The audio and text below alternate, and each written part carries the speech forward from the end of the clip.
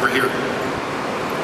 This is another relationship question for Eddie. I don't know if you're aware, but there's an entire forum devoted to Adama and Roslin on the Sci-Fi Channel. And there's a whole bunch of us really annoyed by the fact that Adama still wears his wedding ring. And we'd like to know if there's a backstory for that, and also whether or not he's going to take it off before the series ends. It was something that I did on my own on that case. I don't think the writers ever really picked up on it until maybe the second or third season that I actually had a wedding ring on. I did it for a reason in my own backstory. Adama was married before the show starts. There was a divorce. He really didn't want the divorce, and it happened. And so as far as he was concerned, he was still married, and he never gave that up. And so he just wore it, and no one ever said anything about it. This is the first time I've even been asked a question about the ring. And but it turned out to be quite an interesting choice, because I could feel every day that I wore that ring a little more understanding of what it meant. And then every day I got closer to, as the years went on, that I got closer to Laura. The ring became even more relevant to me, and it became heavier. And that whole, and then it got to be real heavy, and you'll see why. And it's an amazing thing that you guys are pointing out right now. And it's a ring that actually I've never taken off since my first marriage. And I've had it on, and it's been on, and I never took it off even through my divorces. So it really has saved me an awful lot of pain in the long run.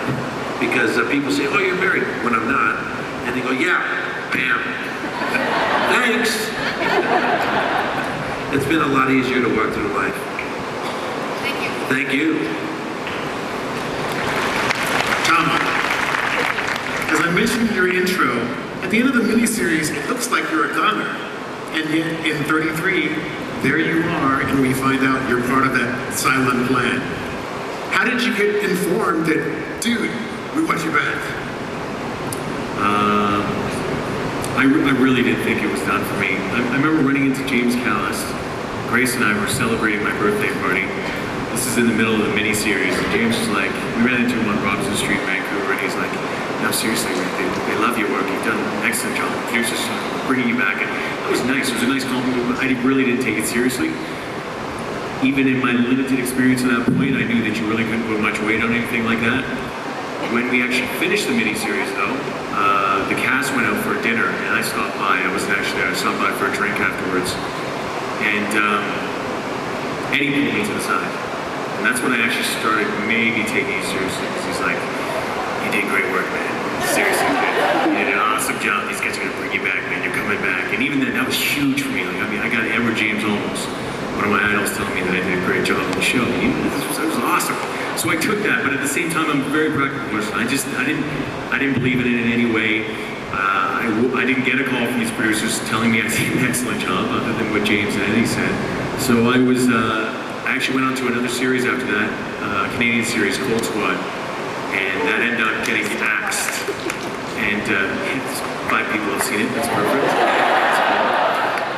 And then 6, yeah. Do you remember this, man? And anybody who's seen it, this was one of the original leads. Yeah, I didn't get the chance to work with Michael. Yeah, there you go. Anyway, so that show ended up getting axed. So I went down to LA like all actors do, and I went down for pilot season, and I was looking for a job, and I had 3 of the worst auditions of my entire life. And when that happens to an actor, by the 3rd one, you're convinced that that's like, I was like, I'm not an actor. This is a joke. What am I doing? I can't fool people anymore. This is horrible. I'm never going to work. This is done. It's over. I get home. I get a call on my answer machine saying, from the executive producer of Cold Squad saying, sorry, buddy, show's been axed. I'm like, oh, God. Because, you know, in the back of my mind, I was like, I still have Cold Squad. So I had about a week of depression. And then Ron Moore called me up. He said, look, we've got this idea for a storyline on the planet where Hilo is still alive and is running around Caprica. I'm like, where do I sign? Come on board, baby. Come on. Over here.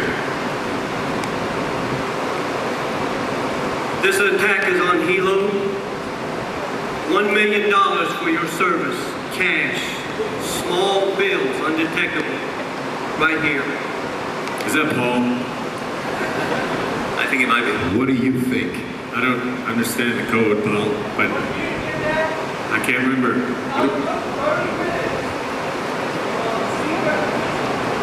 Oh yeah. Okay, man. Is it gonna blow up or anything? Open it up. Open it up, man.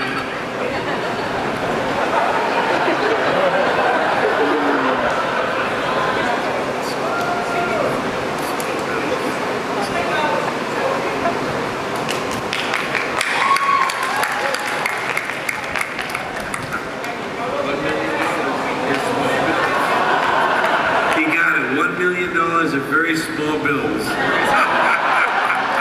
Teeny tiny. Thanks, buddy. I gotta tell you, man, you are the best.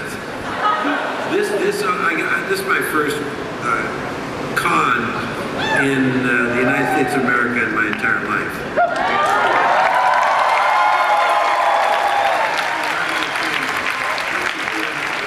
You know,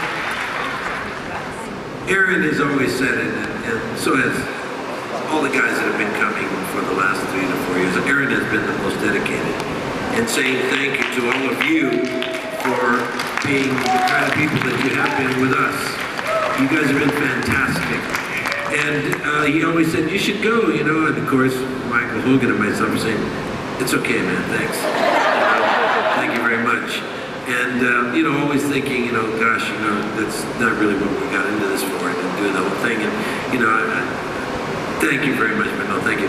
And then this is our first one. Michael Hogan's my first one.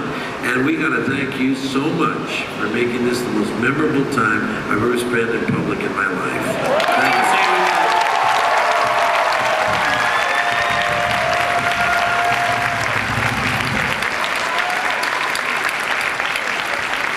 Michael, it's obvious that Sawtai has a weakness for hot, leggy blondes. In your mind, what do you think was the initial attraction between Saul and Ellen back in the day?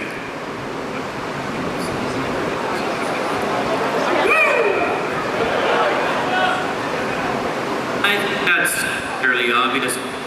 We're both have. You see, this is such a big question, it takes 2 microphones to answer. We are kindred spirits, and we share the same tastes, and I can't live with her, and I can't live without her. I was so happy to see Ellen climb off and come into Galactica when I thought she was dead in the episode that Eddie directed, Tie Me Up and Tie Me Down, when she was introduced. But inside it was, oh my God, so what are we going to do now? Because if we were on a planet, we could get together, I would see that she was all right, and then she would have her place and I would have my place. But she's on BattleStar Galactica and she has to share my quarters, and there's just no way around it. So I can't, it's an impossible relationship when we are that close. But I love her and I hate her, and I think that sums up a lot of relationships. And working with Kate Vernon, who Eddie cast, thank God,